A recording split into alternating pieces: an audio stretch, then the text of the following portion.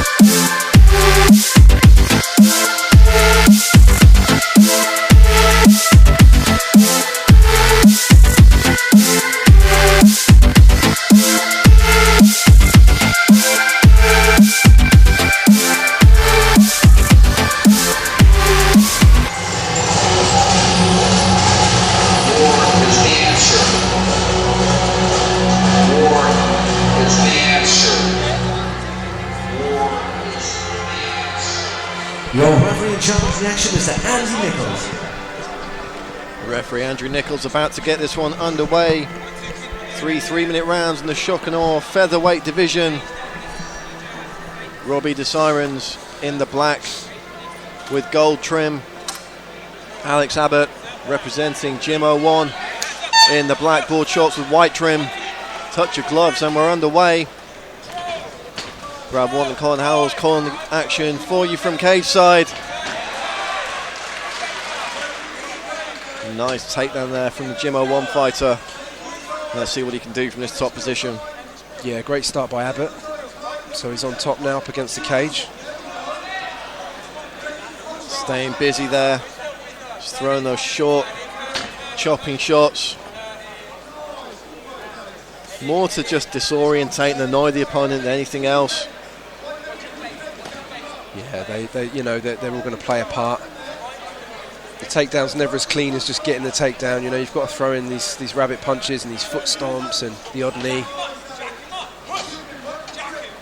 He's got the double unders there, Abbott. Pretty much got the hips. Looking to step through there, but Disirens now trying to put Abbott on the cage, slow things down a bit and take control of the pacing of this one. Yeah, Disirens working well in the clinch, using his head well as well. Trying to put a load of pressure on. We spoke about that earlier, actually, the pressure needed. You don't want to give any inches at all in these exchanges. Yeah, one of the key differences we see in the amateur division with regards to these kind of positions is that there's no elbows allowed, so elbows in these clinch positions are a no-no. Beautiful reverse on that takedown though. Robbie Disirens taking top position here. Yeah, Abbott really should have spread his weight out when they landed so he didn't get turned over.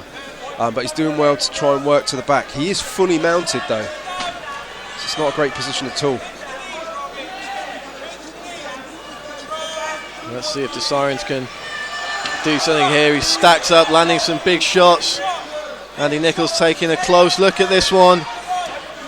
Abbott needs...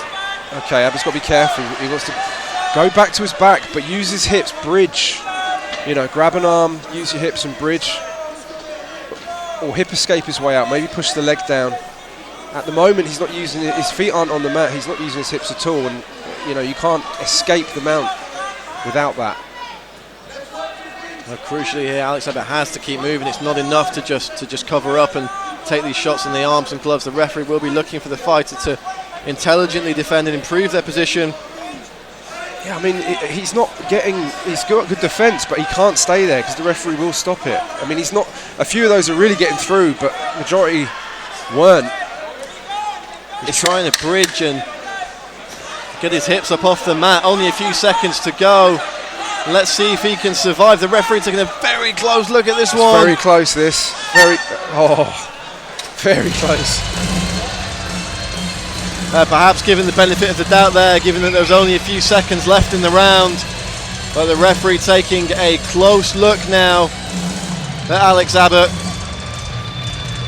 I believe they've got a medic in there as well.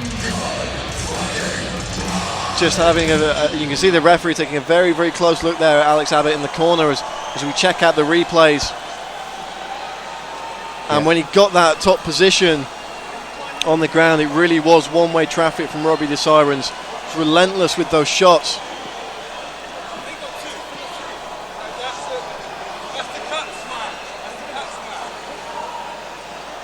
But on the flip side, you have to ask yourself, he expended all that energy towards the end of that first round, going for what he clearly thought was about to be a finish.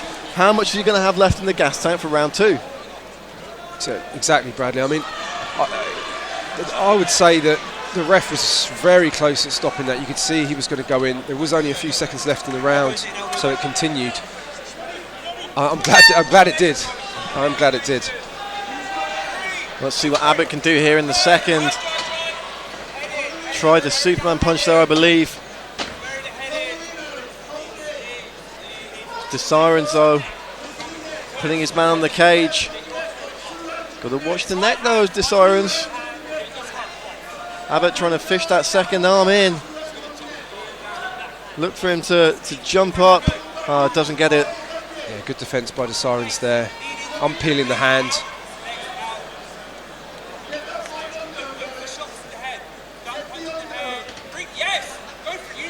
Abbott really likes that leg sweep. He's tried it a few times. Takes the ankle out from underneath his man as well there.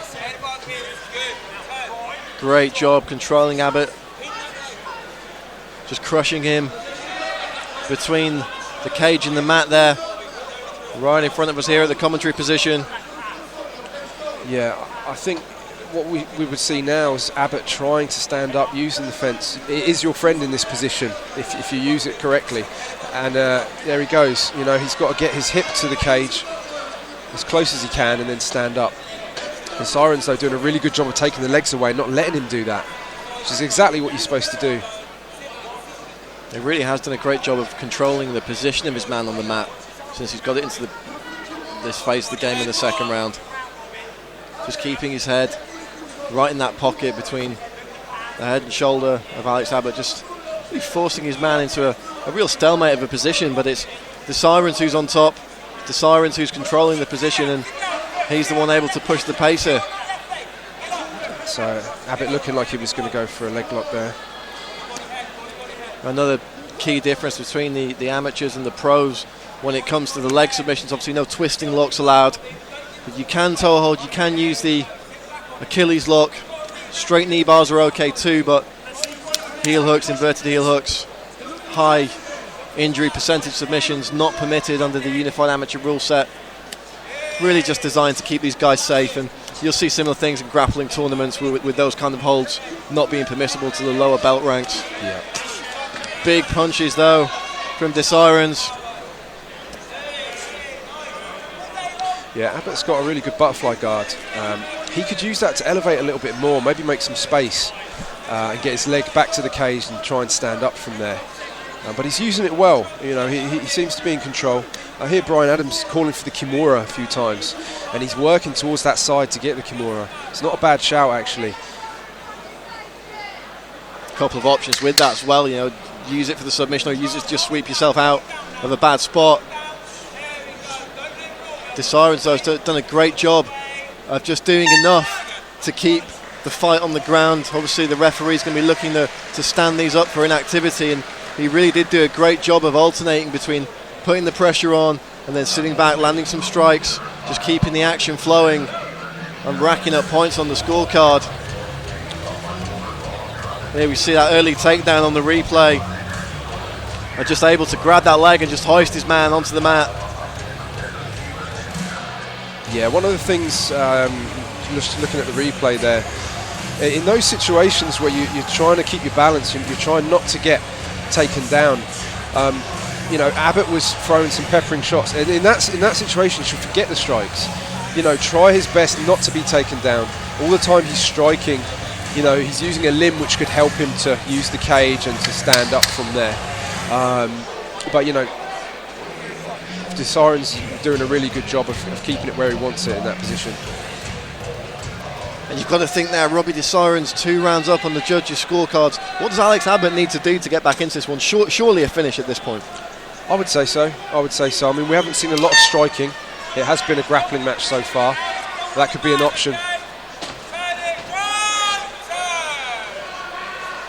And as you say, Colin, it looked like Abbott was just going to come out there and look to throw down. But a good job of putting it back on the mat from Robbie Disirens. Yeah, Abbott needs to get his guard back here, which he's trying to do. Working towards half guard. If he can make the space, he can get a closed guard, which he seems to be doing quite well. He has got a good butterfly guard. It's not bad at all. Yeah, we saw that in the second, and a great guard recovery here from Alex Abbott in the third. And he's going to have a bit more time from this position, so let's see what he can do playing from the guard position. Let's see if he can be a threat here off his back to Robbie Disirens. Yeah, he was looking for the Kimura and was close to attacking it at the end of the last round. I wonder if he's going to go for it again. As you said before, you know, we have other things off of that. It looks like he's trying to set that up on the far side. Disirens, though, resolute from this top position, keeping that forehead pressure on his man.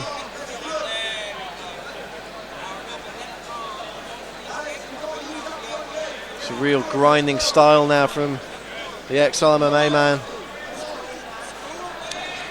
Be interesting to see what the referee thinks of this.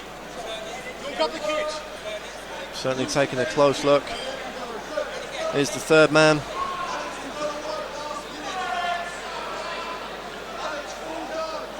Abbott bleeding slightly from the nose there. One of those shots earlier on in the contest. Brian Adams shouting, no rest, no rest. He's right, Abbott has to work a little bit harder here.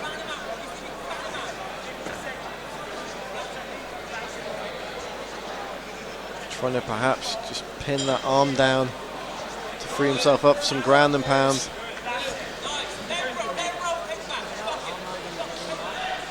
And now Abbott again trying to use that cage to stand up. And nice. Finally takes top position. Nice, let's see what he can do with it. I mean, he's going to have to work quickly. There's not a lot of time left in this fight. Let's see what Disirens can do off his back. Certainly looking active still, a bit of rubber guard here. Final 10 seconds. Both men staying active. And it just wasn't enough time for Alex Abbott there. A fantastic job to get that sweep towards the end of a really grueling contest. He was still able to pull something out of the bag, unfortunately not enough. And you've got to think Robbie Disirens takes that one on the judges' scorecards. But a real grinding, grappling contest there between these two young featherweights. Yeah, I think that first round was really tough for Abbott. He was in such a bad position, and you know, he was taking a fair bit of punishment. You know, that's really got to have taken a bit of a toll for the following rounds.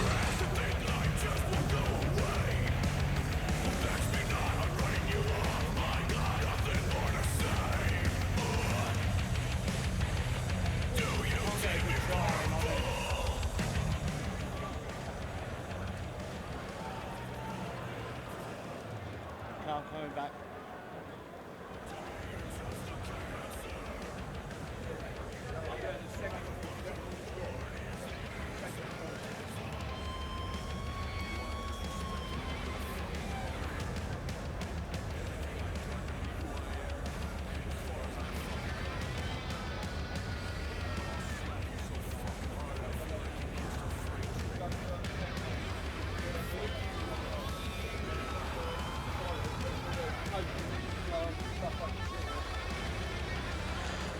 Ladies and gentlemen, at the 3 rounds of action, we've had to go to the judges' scorecards. The judges scored about 30-27, 30-27, and 30-25. All 3 in favor of your winner by unanimous decision. In the red corner, Robbie Disirens. And let's cheer for your runner-up, Alex Abbott.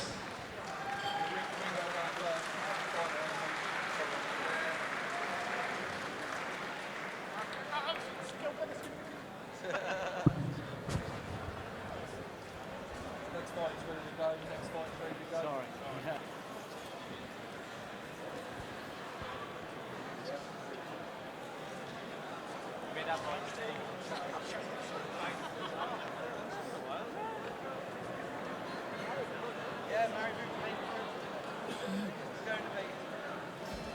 Yeah. Nice.